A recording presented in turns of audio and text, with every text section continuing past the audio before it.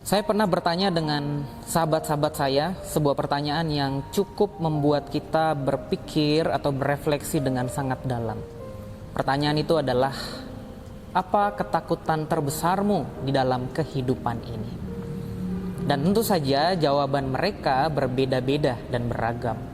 Ada yang takut kehilangan orang tuanya, ada yang takut pada kematian, ada yang takut tidak mendapatkan jodoh, ada yang takut mati sebelum dia berkontribusi bagi negara ini, dan berbagai macam ketakutan-ketakutan lainnya. Nah, pertanyaan yang sama hari ini saya coba tanyakan kepada kita semua yang menyaksikan video ini. Apa ketakutan terbesar di dalam kehidupan kita? Kehilangan, penderitaan, sakit, apapun itu. Ketakutan tentu saja membuat gelisah dan kekhawatiran terbesar di dalam kehidupan kita. Nah, kita sering kali mendengar istilah berdamai. Dan hari ini saya coba untuk menggabungkan kata berdamai dan ketakutan. Berdamai dengan ketakutan. Nah, untuk berdamai seseorang perlu narasi atau perlu alasan, perlu melihat hal-hal yang esensial dalam sebuah konflik. Misalnya A dan B bertengkar begitu ya, kemudian mereka memutuskan untuk berdamai. Tentu saja kesalahan A atau kesalahan B tidak mungkin bisa dihapus atau dilupakan. Tetapi mereka memilih untuk memakai narasi-narasi yang lebih penting atau alasan-alasan esensial bahwa relasi manusia, relasi persahabatan adalah jauh lebih penting. Sekalipun itu tidak bisa menutup luka atau mengobati rasa sakit yang dialami oleh mereka.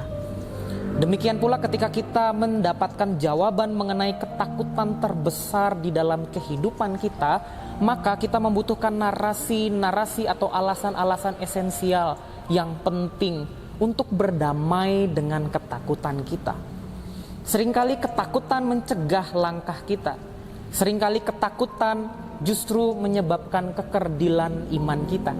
Kita tidak akan pernah bisa bergerak kemana-mana kalau ketakutan, kekhawatiran justru menghinggap di dalam diri dan hati kita.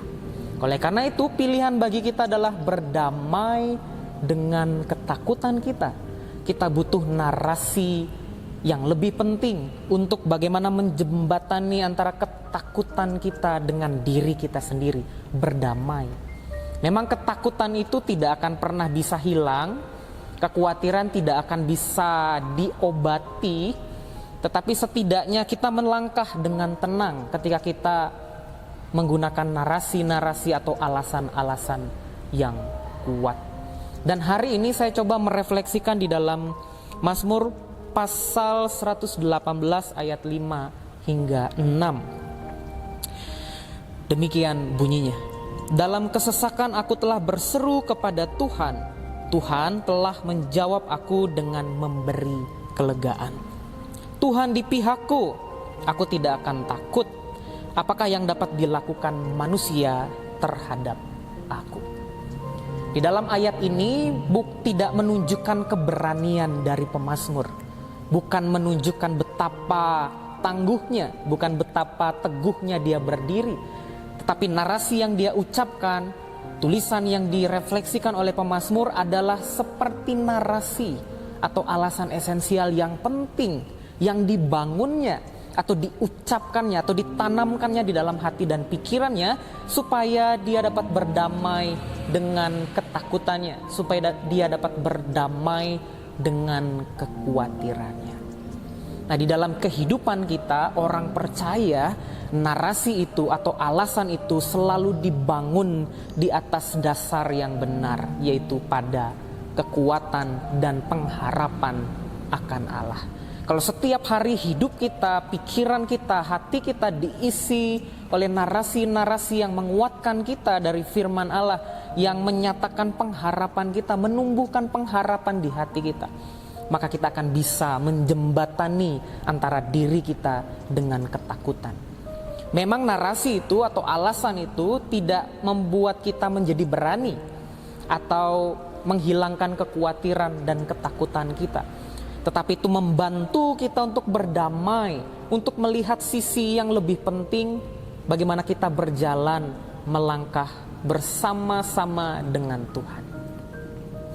Oleh karena itu, apapun ketakutan terbesar di dalam kehidupan kita, kekhawatiran terbesar di dalam kehidupan kita, mari kita bangun narasi-narasi yang positif untuk melihat sisi-sisi yang lain, supaya kita dapat berdamai dengan ketakutan kita, kekhawatiran kita, sambil berjalan melangkah bersama-sama dengan Allah. Ada pengharapan yang diberikannya kepada kita. Silakan berdoa dan berefleksi, nanti saya akan tutup dalam doa bersama. Silakan. Mari kita berdoa. Kami bersyukur ya Tuhan atas berkat dan penyertaan-Mu di hari ini. Firman-Mu mengingatkan kami bahwa Tuhanlah sumber kekuatan kami. Oleh karena itu kami ingin membangun narasi, membangun kisah hidup kami di atas pengharapan yang benar akan Allah. Ketakutan pasti ada, kekhawatiran pasti ada, tetapi kami percaya bersama-sama dengan Tuhan kami dapat melangkah dengan pasti. Sekalipun ketakutan menghimpit kami, tetapi itu tidak akan menghentikan langkah kami untuk berjalan dan melangkah bersama dengan Allah. Terima kasih ya Allah, kami berdoa dan bersyukur. Amin. Tuhan Yesus memberkati kita di hari ini.